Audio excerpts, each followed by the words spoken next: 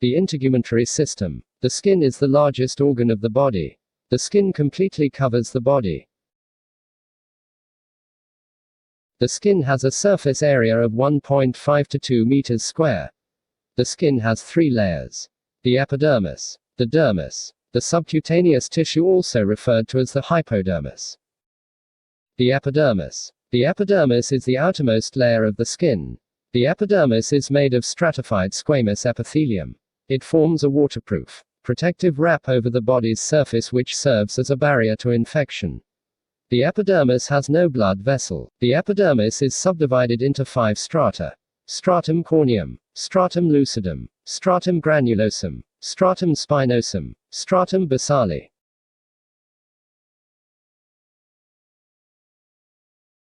The stratum corneum is referred to as the horny layer. The stratum basale is referred to as the germinative layer. The stratum corneum is made up of layers of specialized skin cells and keratin. The cytoplasm of the cells are replaced by the fibrous protein called keratin. These cells are constantly shredded and replaced through a process called desquamation. In the germinative layer, there are specialized cells called melanocytes which secretes melanin. Melanin is a dark pigment derived from amino acid tyrosine which determines an individual's skin color. Exposure to sunlight promotes the synthesis of melanin. Dermis. This is the second layer of the skin. The dermis is tough and elastic.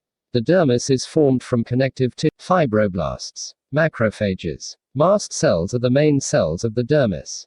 In the deepest layer of the dermis, there is areolar tissue and varying amount of adipose tissue. Other structures in the dermis include blood vessels, sensory nerve endings, sweat glands and the ducts. Hair, arrector pili muscle. Sensory nerve endings. Sensory receptors are widely distributed in the dermis. These specialized nerve endings are sensitive to touch, temperature, pressure and pain. Sweat glands. These are widely distributed throughout the skin. The sweat glands are most numerous in the palm of the hands and soles of the feet. Axilla and groin. Sweat glands are formed by epithelial cells.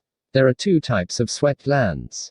1. The eccrine sweat gland. 2. The apocrine sweat gland. The sweat glands plays an important role in temperature regulation. Hair. Hairs are formed by downward growth of epidermal cells into the dermis, subcutaneous tissue called the hair follicle.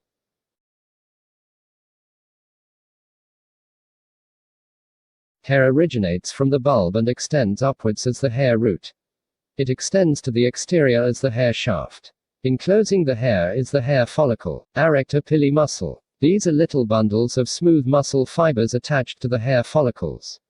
When the arrector pili muscles contract, it makes the hair erect and raise the skin around, causing goosebumps. Sebaceous gland. The sebaceous glands consist of secretory epithelial cells.